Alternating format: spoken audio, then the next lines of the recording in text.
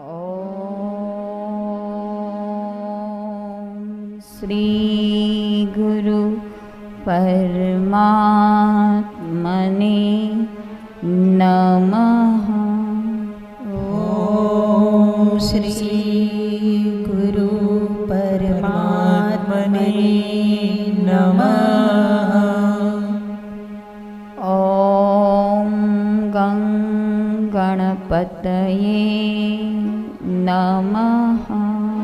ओम गं गणपतये नमः। ओम श्री सरस्वत्यै नमः। ओम श्री सरस्वत्यै नमः। शान्ताकारं भुजगशयनं पद्मनाभं सुरेशं लक्ष्मीकान्तं कमलनयनं योगिविद्यानगम्यं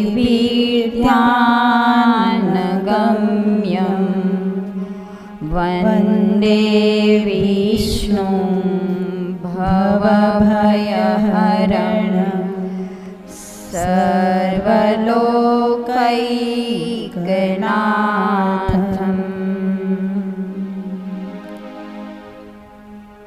ॐ नमो भगवते वासुदेवाय। ओम नमो भगवते वासुदेवाय। ॐ नमो भगवते वासुदेवाय। ओम नमो भगवते वासुदेवाय। ॐ श्री कृष्णाय नमः। ओम श्री कृष्णाय नमः। ॐ श्री गोविन्दाय नमः। ओम श्री गोविन्दाय नमः। ॐ श्री अच्युताय नमः। ओम श्री अच्युताय नमः। ॐ श्री अनन्ताय नमः। ओम श्री अनन्ताय नमः।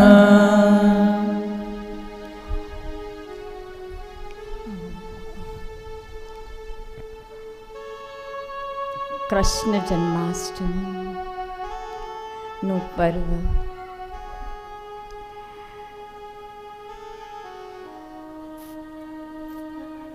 કૃષ્ણ જન્મ ને આજે 5000થી વધુ વર્ષ થયા।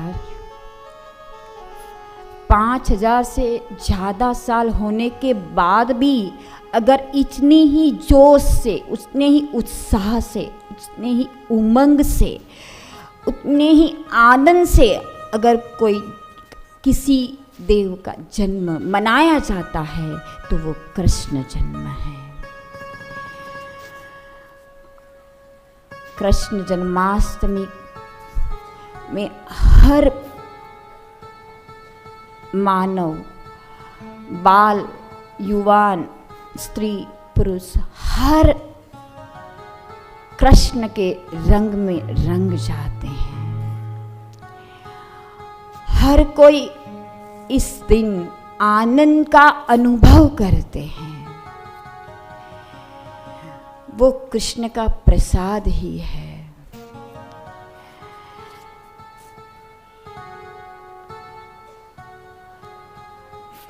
कृष्ण भगवान ने गीता जी में जो ज्ञान दिया है, वो ज्ञान किसी धर्म ग्रंथ में वो ज्ञान का जो भंडार है वो नहीं मिलेगा, वो भी युद्ध के मैदान में। अमेरिकन महात्मा थोरो कहते हैं कि इस ग्रंथ के रचयिता को हजारों साल हो गए, लेकिन अभी भी इस जैसा श्रेष्ठ ग्रंथ अभी तक नहीं बना है। सज्जनों, साधक भाई बहनों, हम अपनी संस्कृति, सनातन संस्कृति का गौरव करें। हमारे घर में हमारे जो भी बच्चे हैं, युवक हैं, हम खुद करेंगे तो वो करेंगे। हम कहेंगे तू गीता पढ़ और खुद नहीं पढ़ेंगे तो वो कैसे पढ़ेंगे। गीता हमारा धर्म ग्रंथ है।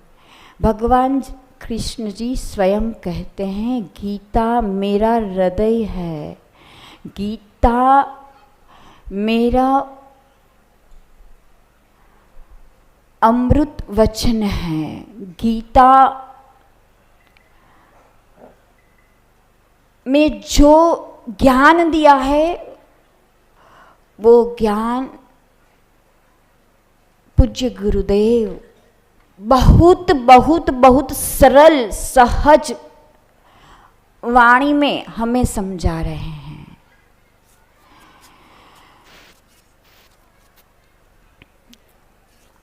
आप सबको मेरा नम्र निवेदन है कि अपने घर में अपने बच्चों को, सबको गीता पढ़ने की आदत डालिए। गांधी जी कहते थे कि जब जब मैं समस्या से घिर जाता हूँ तो मैं गीता माता के पास पहुँच जाता हूँ, और अभी तक ऐसी कोई समस्या नहीं है कि जिसका हल मुझे गीता माता जी के पास नहीं मिला हो।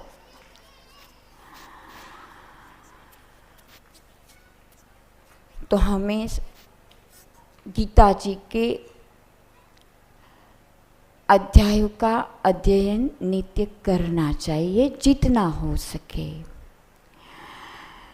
जैसे कृष्ण भगवान ने कहा है गीता मेरा हृदय है, वैसे गुरुदेव अपना ज्ञान ऋषि प्रसाद रूपी हृदय में डाल रहे हैं। हर महीने जो ऋषि प्रसाद आती है, हम सब चाहते हैं कि हम बापूजी से बात करें, बापूजी से मिले, बापूजी हमें कुछ बोले, बापूजी हमसे बात करें। बापूजी जो भी हमसे कहना चाहते हैं वो सब ऋषि प्रसाद में देते हैं। एक बहन है, अभी भी है, वो वहाँ गेट के पास, भावना बहन उनका नाम है, सिक्योरिटी की सेवा कर रही है, ड्रेस भी सिक्योरिटी का पहना है। ये जो मैं कह रही हूँ उनकी बात बता रही हूँ, जो मुझे उन्होंने आज बताई। वो भावना बहन वापी की रहने वाली, और वो अकाउंट लिखती थी। जैसे हमारे यहाँ सब सेवाधारी ऋषि प्रसाद के हैं, वैसे उनके पास हमारे एक बुजुर्ग साधक भाई उनके पास जाते और कहते कि बहन ये पढ़ना। एक महीने गए, दूसरे महीने बिना मूल्य उनको ऋषि प्रसाद देते रहे। 6 मास तक उन्होंने ऋषि प्रसाद लिया। वो पूछते थे बहन पढ़ा ऋषि प्रसाद, बहन जी ऋषि प्रसाद पढ़ा? वो बोलती नहीं पढ़ा। तब एक बार 6 महीने के बाद उनको हुआ, उनको नींद नहीं आई, 4 बजे वो उठ गई और ऋषि प्रसाद पढ़ने लग गई। बाद में तो उनको ऋषि प्रसाद की इतनी तड़प जगी कि उनको बोला कि तुम्हारे पास जितने पुराने ऋषि प्रसाद हैं वो मुझे दे दो, मैं पढ़ लूँगी। और पढ़ते पढ़ते उनके हृदय में बापूजी से मंत्र दीक्षा लेने की तड़प जगी कि मैं कब बापूजी से मंत्र दीक्षा लूँ। अभी पति को कैसे बताए, सास को कैसे बताए, क्योंकि ससुराल में अपना तो कुछ चलता नहीं था। तो बापूजी ने ऐसी व्यवस्था कर दी, वो अपने मुख से बहुत लंबी उनकी वो है, ऐसी व्यवस्था कर दी कि उनकी सास हरिद्वार चली गई। उनके पतिदेव ने स्वयं बोला कि हाँ चले। रात को 12 बजे वो निकले वापिस से, सुबह 3:30 बजे पहुंचे धुलेती के दिन जब मंत्र दीक्षा थी। और उनके आनंद का ठिकाना न रहा कि जब उन्होंने सपरिवार मंत्र दीक्षा ली, गुरुदेव से सपरिवार मंत्र दीक्षा ली। इतना ही नहीं, इसके आगे जो वो बयान करती है कि मेरे पास एक रूम किचन का फ्लैट था। अब वो यहाँ आती, जब भी समय मिलता सूरत आश्रम आती, बड़बासा को फेरे फिरती और चली जाती जल्दी जल्दी। उनको पता भी नहीं था कि वापी में आश्रम है। तो तब कुछ ऐसा हुआ कि यहाँ जो बड़बसा की सेवा कर रहे, उन्होंने बोला कि बेटी तू यहाँ ही रह जा, वहाँ से क्यों आना जाना है। तो बापूजी को उन्होंने ऐसा सोचा कि ये तो कैसे होगा कि बड़बसा की फेरा फिरूंगी और ये करूंगी कि बापूजी यहाँ हमको सूरत में हम आ जाए, ऐसा कुछ करो। लेकिन फिर भी उन्होंने फेरे फिरे, आप मानोगे नहीं, उनके पतिदेव की ट्रांसफ़र यहाँ हुई सूरत में, और यहाँ उन्होंने फ्लैट बुक करवा दिया। बात इतनी ही नहीं है, उन्होंने अपने मुख से कहा कि मेरे लिए पूज्य गुरुदेव भगवान ही नहीं, लेकिन इसके आगे लक्ष्मी स्वरूप है। क्योंकि जब उन्होंने वो जो फ्लैट बुक करवाया था, पैसे नहीं थे, 11,000 में फ्लैट बुक करवाया था, उस दिन नोटबंदी चल पड़ी। तो आप मानोगे नहीं, 35 लाख का थैला वो बिल्डर को कोई दे गया कि इसमें से भावना बहन के फ्लैट के रुपये ले लेना। आज तक वो बहन वो भाई को ढूंढ नहीं पाई है कि किसने रुपये जमा करवाए, उनके किसने रुपये जमा करवाए। तो पूज्य गुरुदेव के आगे हम जैसी हमारी मनोकामना रखते हैं वो तो फलीभूत होती है, लेकिन इसके आगे हमारा जीवन आध्यात्मिक राहों पर, कृष्ण के ज्ञान पर, कृष्ण के तत्व पर, कृष्ण के अनुभव पर चल पड़ता है। वो सबसे बड़ी उपलब्धि है।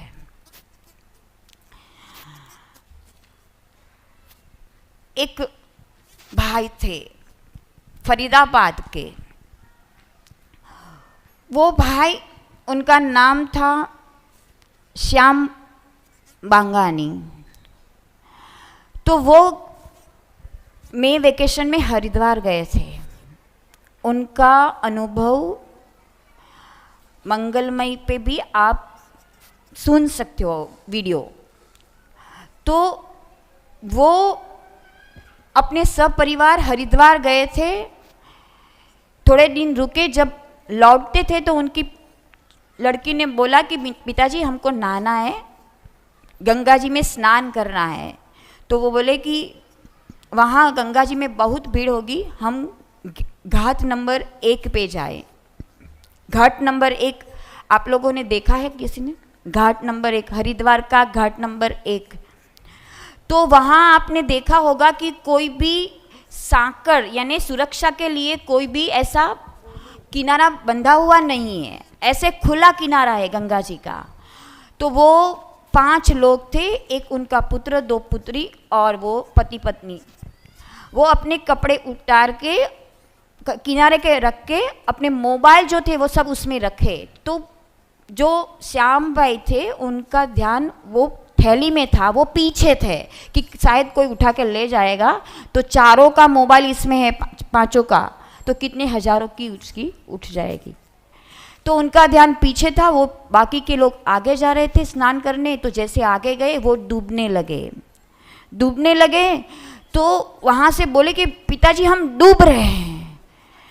तो उनका माइंड अपसेट हो गया। वो आगे बढ़ा और उनके पुत्र का उन्होंने हाथ पकड़ा और उनको पीठ पे, जैसे हम बच्चों को घोड़ा बनाते हैं ना, वैसे उन्होंने अपने पीठ पे पुत्र को रख दिया खींच के। अबे वो खुद वजन, यानी अपना वजन भारी था, 71 kg उनका खुद का वजन, उनके पुत्र का वजन, और वो भी फिर उनका भी बैलेंस नहीं रहा, तो वो भी बह जा रहे थे। तब उन्होंने बापूजी को पुकारा, बापूजी बचाओ। उनको पुकारने के लिए मुंह भी बाहर नहीं था नदी में, वो खुद अंदर थे, पानी के अंदर थे। तो उन्होंने पानी के अंदर से ही मनोमन मुट्ठी बांध के बापूजी को पुकारा, बापूजी बचाओ, बापूजी बचाओ, बापूजी बचाओ। पुकारते गए। जब मौत सामने आती है तो कैसे हृदय पुकारता है। तब अंतर्यामी गुरुदेव ने उनको ऐसा धक्का दिया कि जब बह रहे थे तो उनका मुख नदी की ओर था, जब गुरुदेव ने उनको फेंका बाहर तो उनका मुख किनारे की ओर था। इतना ही नहीं, इनके बाद उनकी 2 बेटी और उनकी धर्मपत्नी बहती थी गंगा जी में। एक पुत्री तो पूरी अंदर डूब चुकी थी, वो दिखाई देती थी, वो निर्मल पानी था। तो वो बोलने लगे कि बापूजी बचाओ, बापूजी बचाओ, बापूजी बचाओ, सतत बोलने लगे वो। तब वहाँ कोई नहीं था, दोपहर का टाइम था, 2-3 बजे थे। तो वहाँ 2-3 लड़के बाहर से आए और गंगा जी में कूद पड़े, और जो बह रहे थे उनकी धर्मपत्नी का तो बाल जो है ना वो तैर रहे थे, उनको बालों से खींचकर उन्होंने निकाला। और उनकी जो पुत्री थी उनका हाथ दिख रहा था, उनको खींचकर निकाला। बाद में उन्होंने बोला कि मेरी एक पुत्री जो नीचे है वो दिख रही है, वो डूब चुकी है, इनको निकाला। तीनों को वो लड़कों ने निकाला और गंगा किनारे रख दिया। उनका सतत बोलना चालू था, बापूजी बचाओ, बापूजी बचाओ। तब तक तो किनारे बहुत सारे लोग इकट्ठे हो गए। उनको जब ये अनुभव सुनाते हैं ना, तब उनका जो अनुभव था ना वो कह नहीं पाते थे, वो अपने आप उनका शरीर थम जाता था। तो वो तीनों को उल्टे सुलाया और सब बोलते कि एम्बुलेंस मंगवाओ, उनको हॉस्पिटल ले जाओ। लेकिन अब ताजुब करेंगे कि बापूजी की कृपा से एक के बाद एक सब उठकर चलने लगे, और पूरा परिवार जो डूब रहा था वो बच गया, पूरा परिवार। वहाँ के जो लोग इकट्ठे हुए थे उन्होंने बोला कि आप तो बोल रहे थे बापूजी बचाओ, बापूजी, तो बापूजी कहाँ है, यहाँ तो ये आप लोग ही है। तब उन्होंने बोला कि मैं मेरे कोई बापूजी को बचाने के लिए नहीं बोल रहा है, मैं मेरे गुरुदेव को बोल रहा था कि बापूजी हमें बचाओ।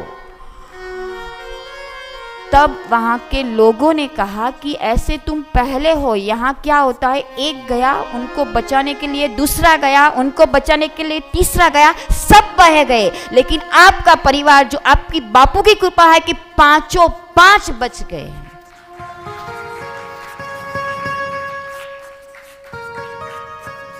तो बाप जैसे कृष्ण भगवान कहते हैं गीता जी में, ये यथा माम प्रपद्यन्ते ताम तथा एव भजाम्यहम्। जो मुझे जिस भाव से भजता है मैं भी उससे वही रूप भजता हूँ। भगवान कृष्ण ने गीता जी में कहा है योग क्षेम वहामि अहम। पूज्य गुरुदेव भी जो भी गुरुदेव की शरण में आते हैं उनके योग और क्षेम का ख्याल रखते हैं। एक भाई बापूजी के पास दर्शन के लिए आगे गए तो बापूजी ने कहा कि ये तू दुबला पतला क्यों है ऐसा। तो बापूजी दुबला पतला, बापूजी ने पूछा कितना वजन है, बोले कि 45 किलो। बापूजी ने उनको सेव फल दिया और उनको बोला कि ये खाना। तो सेव फल खाने के बाद वो इतना हट्टा कट्टा हो गया कि उनका वजन जो 45 था वो 90 केजी हो गया, 90 केजी हो गया, हट्टा कट्टा हो गया। हम श्री आशा रामायण में गाते हैं, अमृतमय प्रसाद जब देते रोग का रोग शोक हर लेते, जिसने नाम का दान लिया है गुरु अमृत का पान किया है, उनका योग क्षेम वे रखते, वे न तीन तापों से तपते, धर्म का मार्ग मोक्ष वे पाते, पद रोगों से बच जाते, सभी शिष्य रक्षा पाते हैं, सूक्ष्म शरीर गुरु आते हैं, सचमुच गुरु है दीन दयाल, सहज ही कर देते हैं निहाल, वे चाहते सब झोली भर ले, निज आत्मा का दर्शन कर ले, 108 जो पाठ करेंगे उनके सारे काज सरेंगे, गंगा राम शील जासा होगी पूर्ण सभी अभिलाष। ओम हरि ओम हरि ओम हरि ओम हरि ओम हरि ओम हरि ओम हरि ओम हरि ओम हरि ओम हरि ओम हरि ओम हरि ओम हरि ओम हरि ओम हरि ओम।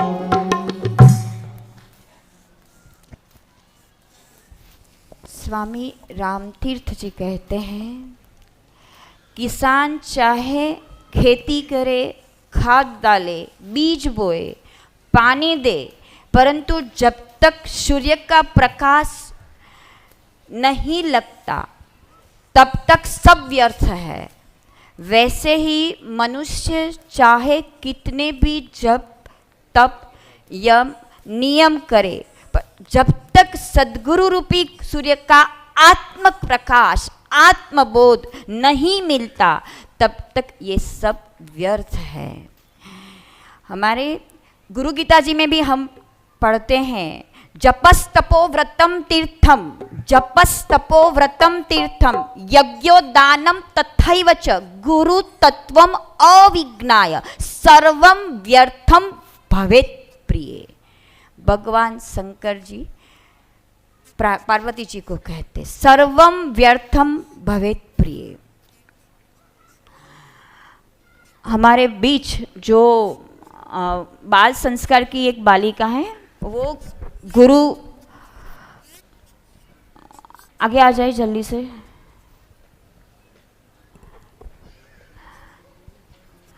क्योंकि गुरु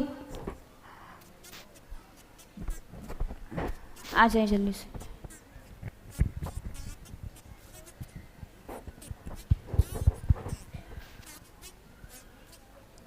रेखा दीदी जी आएंगे अभी, इसीलिए पहले उनको हम पहले चांस दे दे, तक दे दे, उनको लाभ ले।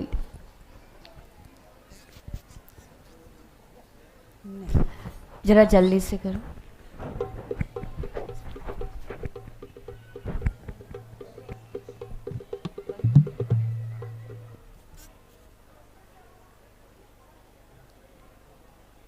गुरु अष्टकम का वे पाठ करते हैं।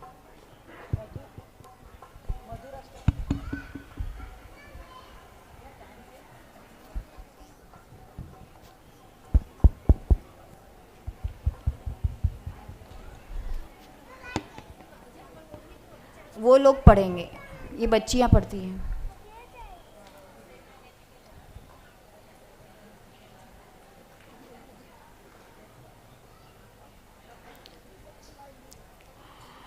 देखो, हमारे यहाँ जो बाल संस्कार चलते हैं उनका मूल्य आप छोटा मत समझो। जैसे बीज ही वटवृक्ष के रूप में फैलता है, वैसे ही बालक के रूप में जो उनमें संस्कार डालते हैं वो ही हमारी सनातन संस्कृति के फैलाने के लिए वटवृक्ष बनकर एक दिन जरूर फैलेगा।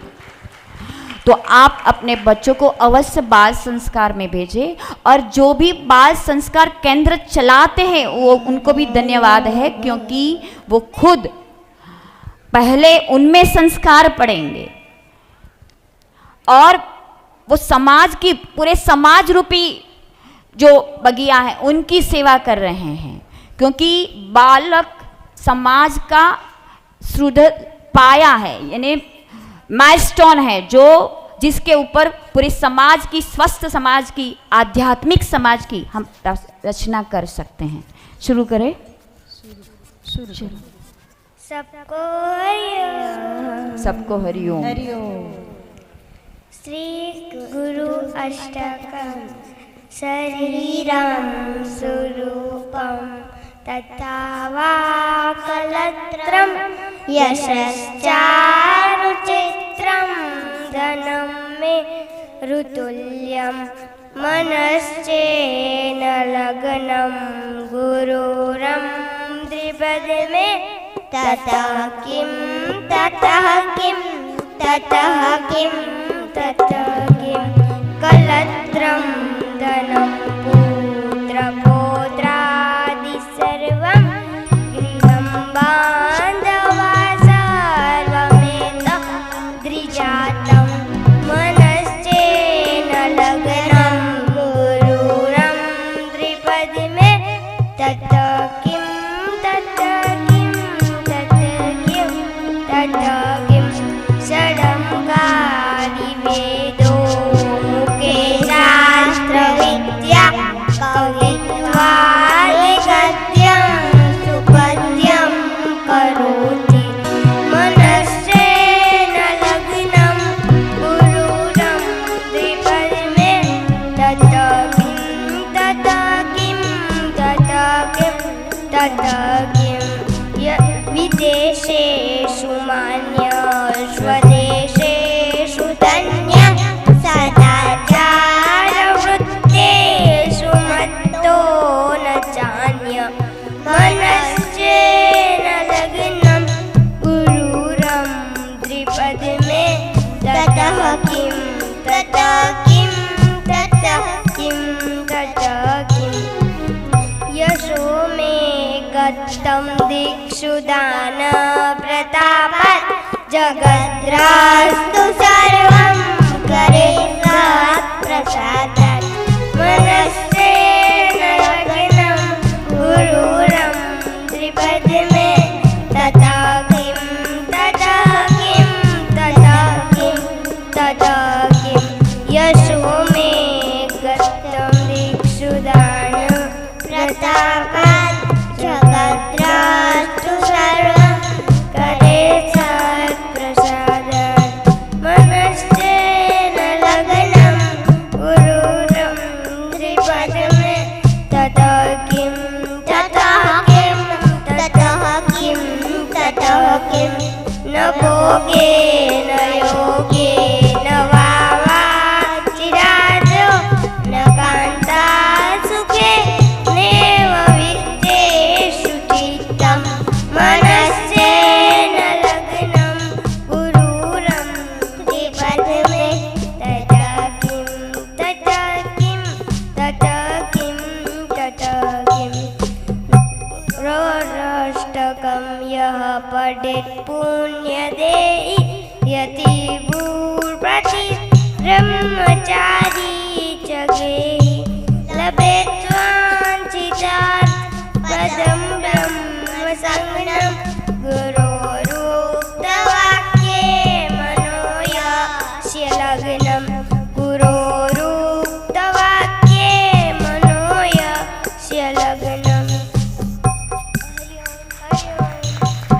तालियों के साथ बच्चों का उत्साह का वर्धन करें। श्री गुरु गीता।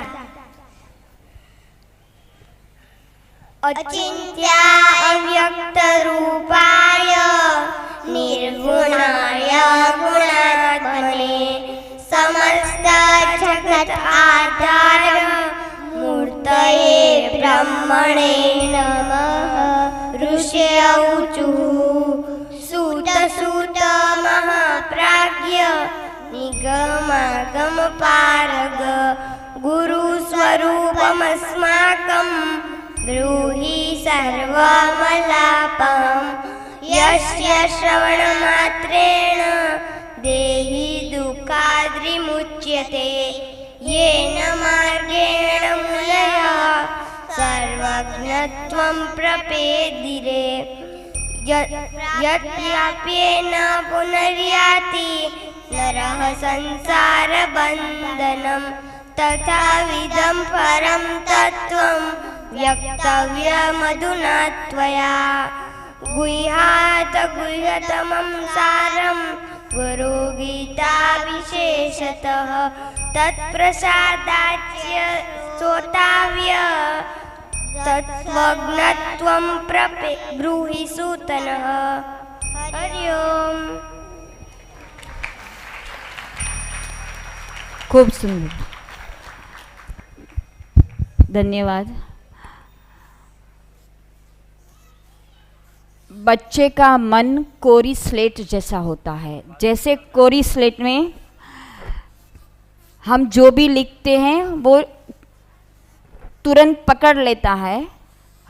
तो जैसे बच्चों के जो स्वच्छ मन होता है, अंतःकरण मलिन नहीं होता है, वो मासूमियत जो बच्चों की होती है, तो उसमें अगर जो कुछ भी संस्कार डालेंगे तो वो तुरंत पकड़ लेंगे और वो संस्कार में पनपेगा।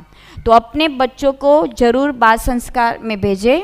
और आप भी चाहो तो यहाँ पर सूरत में कमलेश भाई है जो बाल संस्कार की पूरी जिम्मेदारी संभाल रहे। तो आप अगर चलाना चाहते हो तो पूरा मार्गदर्शन आपको मिलेगा। उस हमारे आश्रम के द्वारा हर महीने बाल संस्कार की मार्गदर्शिका प्रदर्शित होती है। जैसे सिलेबस होता है स्कूल में, वैसे तो आपको कोई दिक्कत नहीं होगी। ये सेवा आप कर सकते हैं और बच्चों को और आपको धन्यवादी बना सकते हैं। ये दोनों बालिकाएं बाल संस्कार में आती हैं।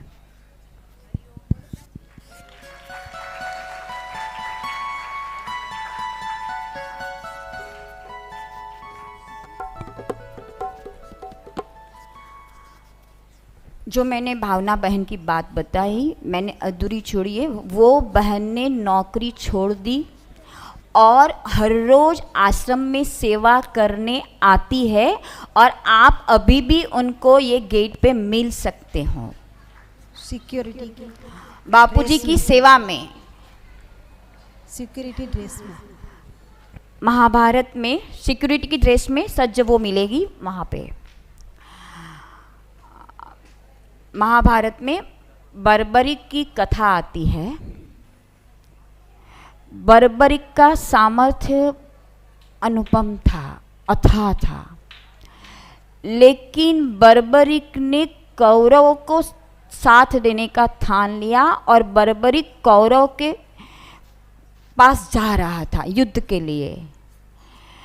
तो जब भगवान कृष्ण ने देखा कि ये अधर्म का साथ दे रहा है, तो भगवान कृष्ण बीच में आए। वो जा रहा था, रास्ते में भगवान कृष्ण ब्राह्मण का रूप लेकर आए, उनको समझाया, नहीं माना। तो भगवान कृष्ण ने अपने सुदर्शन चक्र से इनका सिरोच्छेद कर दिया। जब पूछा कि तुझे क्या चाहिए, तो बोले कि मुझे युद्ध का दर्शन करना है, युद्ध देखना है। तो भगवान कृष्ण ने उनको एक वृक्ष पे सिर्फ उनका मुखाकृति, धड़ तो अलग हो ही चुका था सुदर्शन चक्र से, तो वो वहाँ से पूरी वो जो युद्ध भूमि को देखता रहा। जब युद्ध खत्म हो गया, पांडवों की विजय हुई, तो सब पांच पांडवों, द्रौपदी और कृष्ण भगवान सब साथ में जा रहे थे हर्षोल्लास के साथ।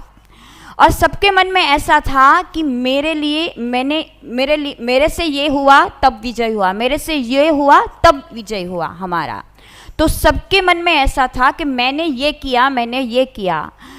तब जो पेड़ पे था बर्बरी का सिर, वहाँ से अट्टहास्य हुआ, जोरों से अट्टहास्य होने लगा। तो वो सब देखने लगे कि आवाज़ कहाँ से आती है। तो आवाज़ जब उन्होंने देखा कि वहाँ पर कोई है, तो वहाँ बर्बरिक बोला कि आप लोग कहते हैं हमसे जीत हुई, लेकिन मैं यहाँ से सब देखता हूँ, मुझे तो ऐसा लगता है कि पूरी युद्ध भूमि में अगर कोई योद्धा है तो सिर्फ एक ही योद्धा था जिसकी वजह से आपकी जीत हुई, और वो थे भगवान कृष्ण। जब अर्जुन का तीर चलता था तो मुझे लगता था कि पहले भगवान का सुदर्शन चल रहा है, दिखता था। जब भीम की गदा चलती थी तब भी मुझे दिखता था कि भगवान कृष्ण का सुदर्शन चल रहा है। तब उन पांचों को हुआ कि हम अपना बड़ाई, अपना अहंकार, अपना मान रहे थे कि अपनी होशियारी से, अपने बल से ये युद्ध जीता है। ऐसा नहीं है। वैसे ही इस जो घटना है, इसे हमें क्या सीखना है कि हमें अधर्म का साथ कभी न देना चाहिए। जो अधर्म में जाते हैं, जो गुरु निंदक होते हैं, जो हमें लगता है कि अधर्म के पथ पर है, तो उनका हमें त्याग करना चाहिए। और जो धर्म का साथ दे, उनको हमें साथ देना चाहिए। एक बार राजस्थान से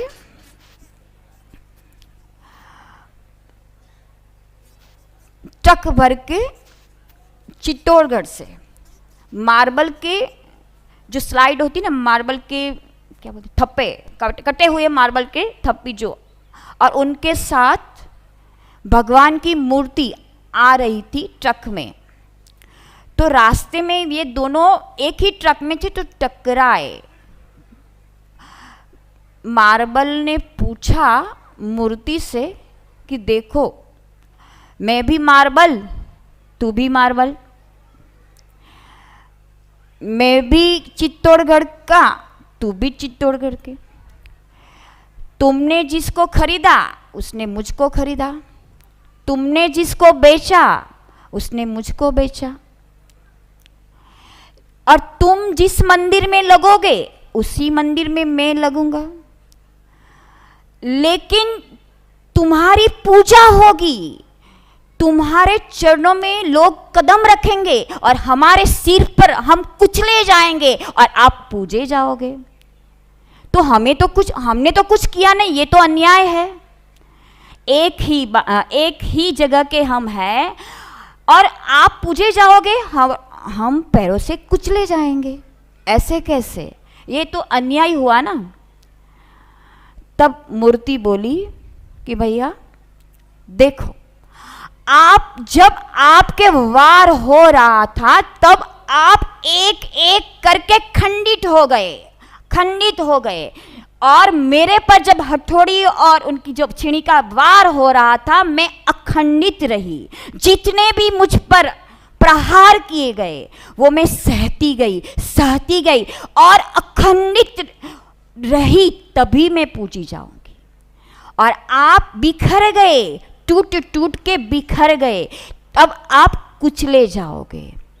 वैसे ही हमारे पर जब कष्ट आता है, कोई भी कष्ट, देखो कभी भी किसी का भी जीवन पूरे सुख से भरा हो ऐसा भी नहीं हो सकता, पूरे दुख से भरा हो ऐसा भी नहीं हो सकता।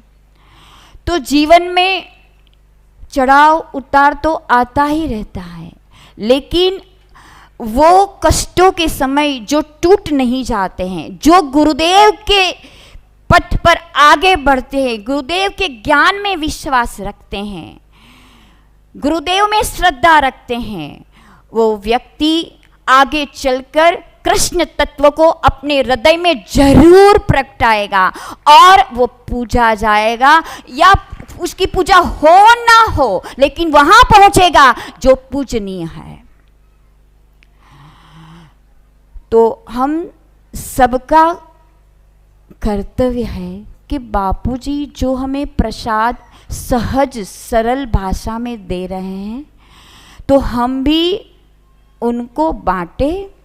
आज जन्माष्टमी के पर्व पर विशेष छूट है। अभी 1 साल का जो ऋषि प्रसाद है, आप पूछ लेना, अभी दोपहर के बाद दूसरी थोड़ी विशेष छूट दी गई है आज के दिन के लिए।